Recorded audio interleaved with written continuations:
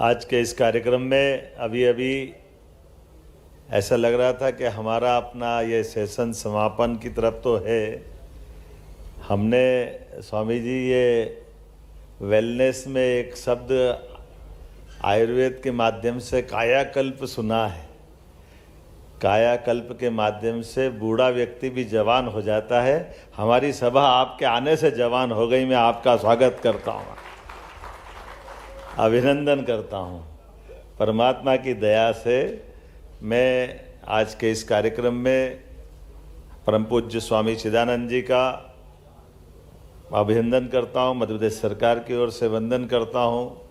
और जिस प्रकार से हमने अपने इस सेशन के साथ दिन भर में अलग अलग प्रकार से सारी गतिविधि करते हुए जो मूल भाव हमारा था स्पिरिचुअल एंड वेलनेस समिट 2025 का, हमारी सरकार के गठन के बाद स्वामी जी हमने हर माह करीब हमारे इन्वेस्टर समिट के लिए रीजनल इंडस्ट्री कॉन्क्लेव करते करते फरवरी 2025 में यशस्वी प्रधानमंत्री के माध्यम से पूरे प्रदेश के अंदर लगभग 30 लाख करोड़ से ज़्यादा का इन्वेस्टमेंट, और उसमें भी खास बात हमने लगभग 21,40,000 लोगों का रोज़गार का एक तरह से अवसर का हिसाब लगाया था। और उसके बाद भी ये जो वर्ष हमारा 2025 इसको उद्योग में रोज़गार वर्ष के अवसर पे घोषित किया है। अलग अलग सेक्टर के माध्यम से एग्रीकल्चर सेक्टर, दूसरा जैसे ये स्पिरिचुअल हमारी अपनी जो वेलनेस की बात कही है, ऐसी प्रकार से आईटी, रियल इस्टेट और दूसरे सारे मंत्रालयों के अलग अलग विभागों को लेकर के उनके क्षेत्र में इन्वेस्टमेंट करते हुए कुल मिलाकर के मध्य प्रदेश आज इस प्रकार से तैयार हो रहा है कि ये हमारे लिए देश के अंदर सर्वाधिक संभावना वाला प्रदेश अगर कोई बनेगा तो मध्य प्रदेश बनेगा। हमें इस बात का आनंद भी है और ये संतोष है। धीरे धीरे करके सभी विभागों की पॉलिसियों के आधार पर यहाँ व्यापार व्यवसाय व्यापारी के लिए भी हित में है, प्रदेश के भी हित में है। क्योंकि कुछ तो परमात्मा ने भी विशेष हमको आशीर्वाद दिया है कि हम देश के मध्य में हैं। जब देश के मध्य में है तो स्वाभाविक रूप से यहाँ ट्रांसपोर्टेशन की दृष्टि से जो आने जाने के लिए व्यापार व्यवसाय की ज़रूरत होती है वो सारी चीज़ें भी बहुत सरलता से हो सकती है। इसी के साथ साथ हमारी एयर कनेक्टिविटी अभी 2 दिन पहले ही माननीय प्रधानमंत्री जी ने हमारे 2, 7 और 8 अब हमारे पास 8 एयरपोर्ट हो गए हैं।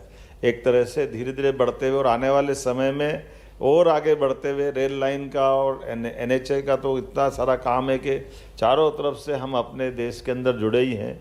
लेकिन हमारी राज्य की भी पॉलिसियाँ इतनी अच्छी बनी है जो व्यापार व्यवसाय को बढ़ावा देने के लिए सब प्रकार से।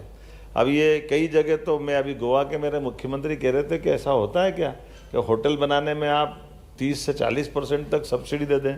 बोले हमारे यहाँ तो 10% भी नहीं दे रहे। हमने कहा आप हमारे यहाँ लगा लो, हम आपको भी दे देंगे, हमको क्या मना है। हमने कहा आप गोवा आपका पेट भरा हुआ है तो बात अलग है। हमने तो कहा कि हमारी तो संभावना वाला प्रदेश है। और केवल वो नहीं, अब हॉस्पिटल में भी कल मैं अपने एक मित्र है, बड़े उनके अच्छे हॉस्पिटल हैं, वो उनका मन तो बन ही रहा था। उनने कहा ये बड़ा आकर्षक, सबसे अच्छा आकर्षक प्रस्ताव कहीं मिल रहा है। अभी हमारे टेंडर खुले महाराज जी।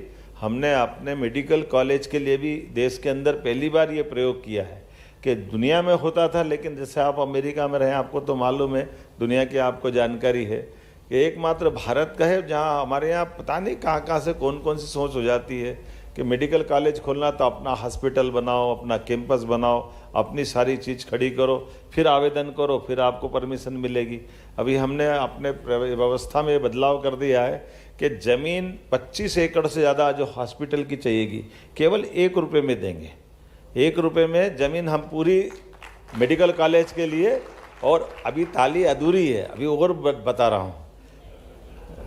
मेडिकल कॉलेज खोलने के लिए जो हॉस्पिटल की शुरुआती जो शर्त होती है, 300 बेड से बड़ा जो हॉस्पिटल है वो भी हम फ्री दे रहे हैं कि हम स्टाफ को सैलरी हम देते रहेंगे और आप 1 रुपये में ज़मीन लो, मेडिकल कॉलेज आप खोलो और भविष्य की दृष्टि से आगे बढ़ो। एक तरह से ये जो हमारी मेडिकल की शिक्षा हो या सभी प्रकार के उद्योग निवेश की संभावना वाला क्षेत्र, इसके पीछे भाव इतना ही है। दुनिया में ऐसे ही होता है, प्रैक्टिकल करने के लिए तो कहीं भी हॉस्पिटल में ही जाते हैं। जो अपने आप होते ही है, और पढ़ाने के लिए अपनी बिल्डिंग बना, सिस्टम बना लें। लेकिन कई प्रयोग ऐसे किए जरूर है जिसके बलबूते पर, जैसे रोजगार पर अगर आप उद्योग लगाओगे तो हमारे रेडीमेड गारमेंट्स के लिए हमको बड़ा अटपटा लगा कि हमारे यहाँ कॉटन पूरे देश में सबसे ज़्यादा मध्य प्रदेश में होता है, लेकिन जहाँ कॉटन नहीं होता वहाँ रेडीमेड गारमेंट्स और कपड़े बनाने के उद्योग चल रहे हैं। हमारा मद्रास से लेके सारे क्षेत्रों में, कोयम्बटूर में गया तो वहाँ सब दूर ये बड़े पैमाने पे निवेश का काम चल रहा है। तो हमने कहा भाई जहाँ कॉटन बन रहा वहीं धागा बनना चाहिए, वहीं कपड़ा बनना चाहिए, वहीं कपड़े को अपना रेडीमेड गारमेंट्स बना करके जहाँ चाहो वहाँ निर्यात करो। तो इसीलिए हमने इसमें भी प्लान बनाया कि जो रोजगार आधारित उद्योग है उसमें हम इंसेंटिव देते हुए पर लेबर 5,000 रुपया, कारखाना आपका, कमाओ आप, कोई तकलीफ नहीं, लेकिन हमारे लोगों को रोजगार अगर आप दे रहे हो तो उसका इंसेंटिव भी हम देने को तैयार हैं, हमको कोई परेशानी नहीं। और 4,000 से बड़े बड़े कारखाने, 7,000 तक के कारखाने, और सभी प्रकार के लेबर डिपार्टमेंट के माध्यम से भी जो जो संभव हो सकता है सब संशोधन भी करते हुए, सारी अनुकूलता बनाते हुए। जब हमारे पास आज की स्थिति बिजली सरप्लस है न, इतना अच्छा राज्य, कभी हमारे यहाँ लेबर प्रॉब्लम नहीं हुई, कोई हड़ताल होती ही नहीं, लोग समझते ही नहीं, बड़े प्रेम भाव से रहने वाले, जैसे पहाड़ के लोग ऐसे मालवा के लोग, दोनों में कोई अंतर नहीं, इतना अनुकूलता वाला क्षेत्र है। और आपने कहा कि गंगा दशहरे के दिन गंगा जी आपसे छूटी है। महाराज जी छूटी नहीं है, गंगा जी ने पकड़ा हुआ आपको। मैं आपको अभी थोड़ा सा निवेदन कर रहा हूँ कि आप थोड़ी देर बाद रामघाट मेरे साथ चलना, हम गंगा बेसन में ही गंगा जी की पूजा करेंगे। गंगा जी के लिए छिपरा जी में अपन पूजा करेंगे, छिपरा जी जा रही चंबल में, चंबल जा रही जमुना में, जमुना जा रही गंगा में, तो यही तो गंगा सागर पहुंचा रही है, इसके बाहर क्या है? ये गंगा बेसिन का ही इलाका है।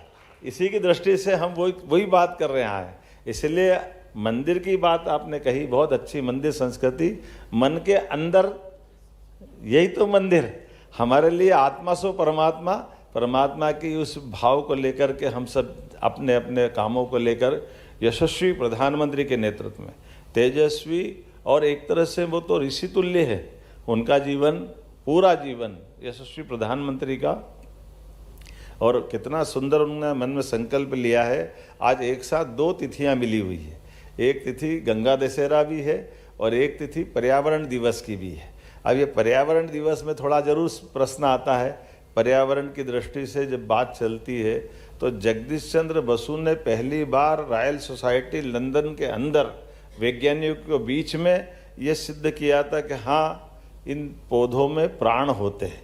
सारे वैज्ञानिकों ने ताली बजा करके बहुत अभिनंदन किया, और जब उनने सिद्ध किया और उसके आधार पर उनका सम्मान भी किया, और इस बात से आनंद से कि भाई आप भारत में जाओगे तो आपको कंधे पे बिठा के नाचेंगे लोग, इतना बड़ा काम आपने कर दिया। उन्होंने कहा नहीं, भारत में कुछ नहीं होने वाला है। तो उन्होंने कहा भारत के लोग समझते नहीं है क्या? तो बोले नहीं, भारत के लोग तो पहले से मालूम था पौधे में प्राण है, तो आपको नहीं मालूम था, आपको बताने आया। ये भारत के हमारा इतना अंतर है, क्योंकि ये कई सारी चीज़ें जो अतीत के काल से हमारे ऋषि